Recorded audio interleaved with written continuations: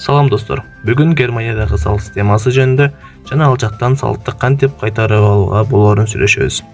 Штойер эркелеринг деген эмне? Жана аны кимдер тапшырышы керек? Жана мурда төлөгөн салыгыңызды кантип кайтарып алууга болоорун сүйлөшөбүз.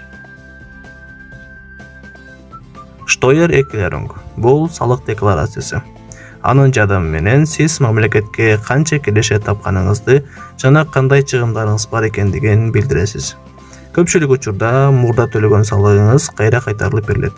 Бул салыктын түрү Lohnsteuer деп аталат. Орточо эсеп менен Германияда адамдар жылына 1000 еврого жакын салык кайтарып алышат. Германияда иштеген ар бир адам салыктык декларация тапшырып, төлөгөн салыгынан кайра алууга укуктуу.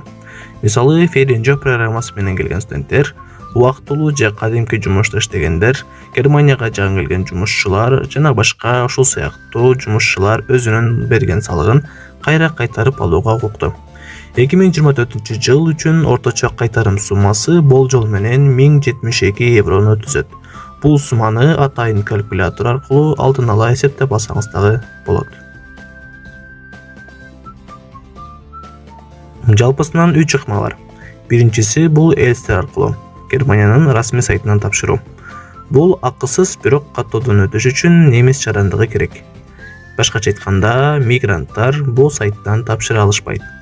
Экинчиси бул мобилдик тиркемелер аркылуу, мисалы Steuer.go, Taxfix, Smart Steuer жана башкалар. Бул колдонмолор менен декларацияны ыңгайлуу жана тез тапшырууга болот. Бирок баасы 50 евродон баштап 80 еврого чейин болот. Бул акчаны көбүнчө жиберүүдөн алдын төлөйсүз. Үчүнчү бул салык боюнча кеңеш аркылуу, тагыраак айтканда консультат аркылуу. Немисче Steuerberater деп аталат. Бул адистер сиздин декларацияңызды толтурушуп, финансап менен байланыш түзүшөт. Орточо баасы 70 евродон баштап 150 еврого чейин услуга алышат. Кээ бир кызматтар болсо кайтарылгандан кийин сиздин налогуңуздан 15-30% чейин налогуңуздан алып калышат. Арандагы бул каналдын авторун сизге сунуштайм. Салык кайтарымынан болгону 10% кызмат акысы алынып, акча келгенден кийин аны сиз төлөй аласыз. Эгер кызыксаңыз, бизге WhatsApp аркылуу байланышыңыз. Контакттар төмөндө, описанияда жана комментарийге калтырып коебуз. Салыктык декларацияны акыркы 4 жылдын ичинде иштеген болсоңуз, ар жылга өзүнчө тапшыра аласыз. Мисалы, эгерде сиз 2024 жыл иштеген болсоңуз, анда сизде азыр тапшырууга укугуңуз бар. Эгерде сиз 2025 жыл иштеп баштаган болсоңуз, анда декларацияны 2026 жылдын башында, тагыраак айтканда 1 январдан баштап тапшырууга мүмкүнчүлүк аласыз.